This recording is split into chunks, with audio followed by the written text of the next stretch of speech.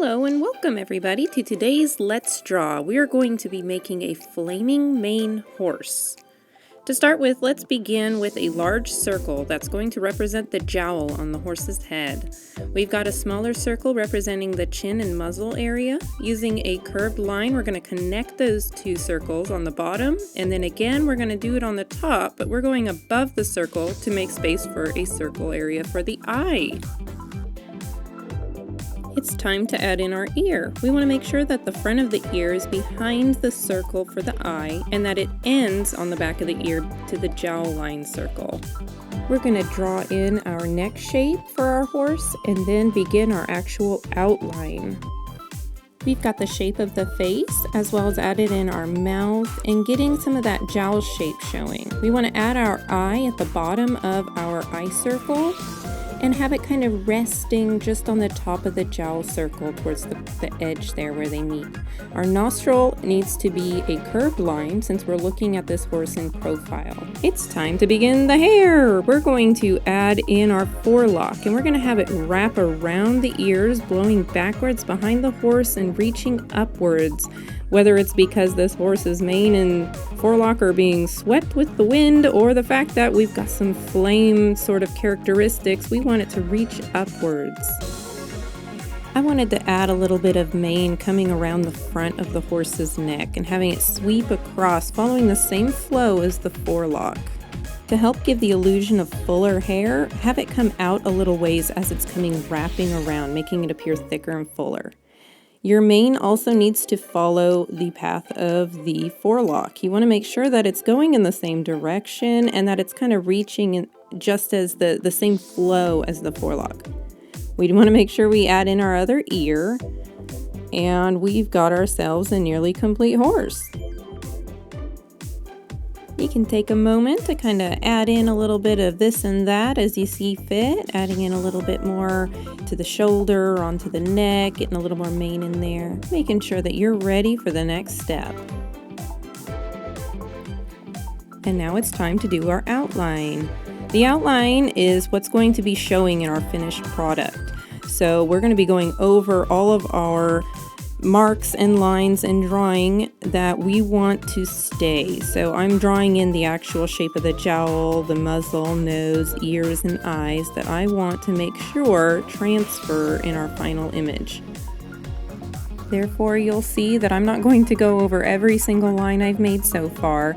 Those circles that we used at the beginning for our guides are all going to be disappearing after we're done with this step.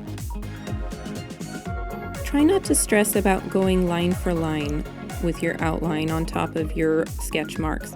It's most important that you're getting the feel, and sometimes you may go a little freestyle with your drawing when you're going with your outline, or find yourself adding a little bit more. That's not necessarily a bad thing. Sometimes it's just kind of in the moment you can develop more character with your creation when you're doing that. So it's okay, you can add a little bit more. You may decide to leave some stuff out. You just kind of go with it. Just keep in mind that what you are putting down in ink is going to be sticking with you long term. This is what will be the outline for your finished product.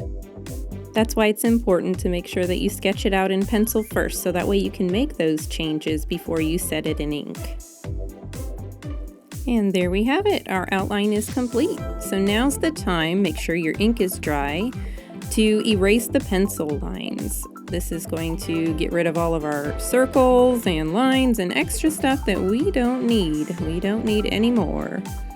You can add in a little bit more detail and connect some lines if you find some gaps, getting some more shape and dimension into your figure. I'm going to add in a little bit of more skeletal and musculature up in the eye there, making sure that it's filled out a little more, getting some lines in there for the forelock, kind of give the appearance more of a mane, developing some more shading and depth, and it just kind of turns it more into a 3D image and less of a 2D image.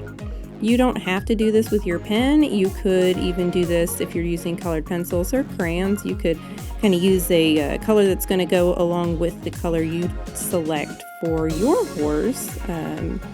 I could have probably used a red or orange toned pen here to do this.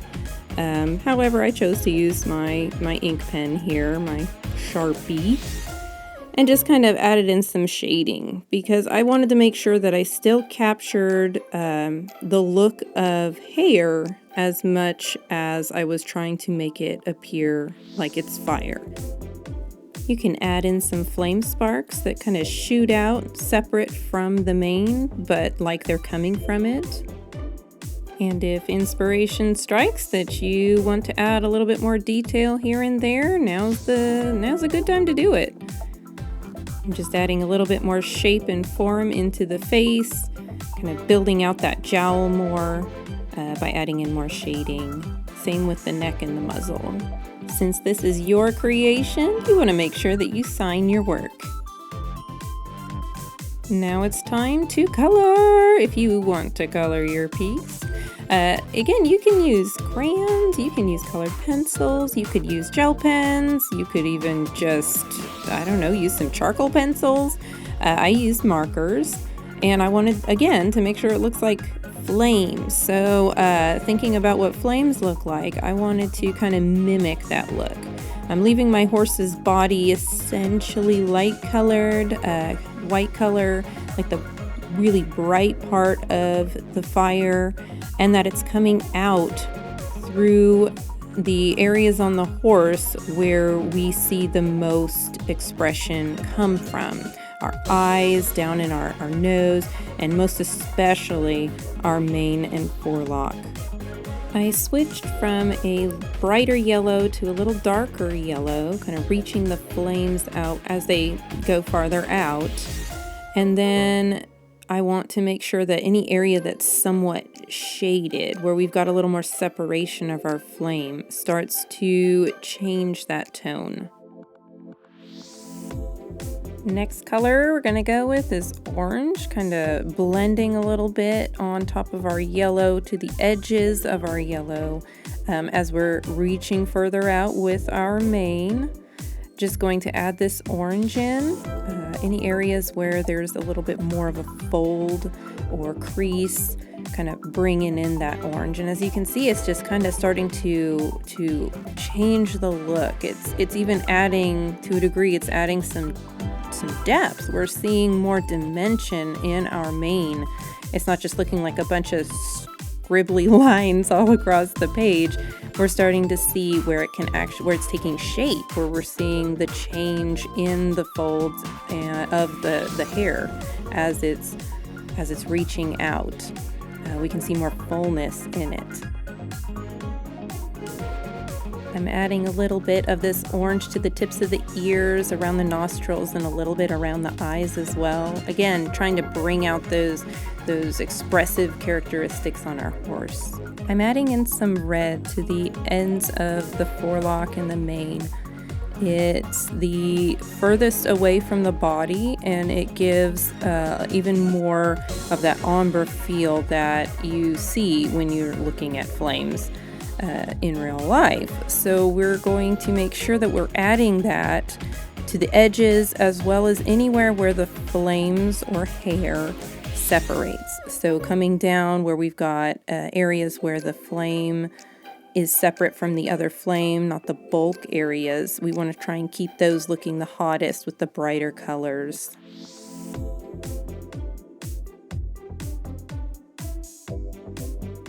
Now that the core colors for our mane are finished, essentially placed, we are going to come in with the original yellow, the very first one, really bright, and go over the areas where we have added new colors in. This will help blend our colors, make them even warmer. And then I'm also going outside of the lines to create a more bright appearance. This is starting to turn this mane more into actual flames and not just so much hair. The highlighting really helps bring it to life. It really starts to activate the more fiery appearance and the appearance of light within it. It really helps to blend these colors. It makes it so much softer and you see less break and separation between them when you do this. One thing I should have mentioned earlier, if you're using markers, you want to make sure that your coloring is dry before you go over it for doing the blending, if you're going to be overlaying colors. This will prevent your markers from blending and smudging and potentially changing their original color. Last but not least, I'm using a warm gray marker and I'm applying it throughout the body in areas where I want to accentuate more detail and shading.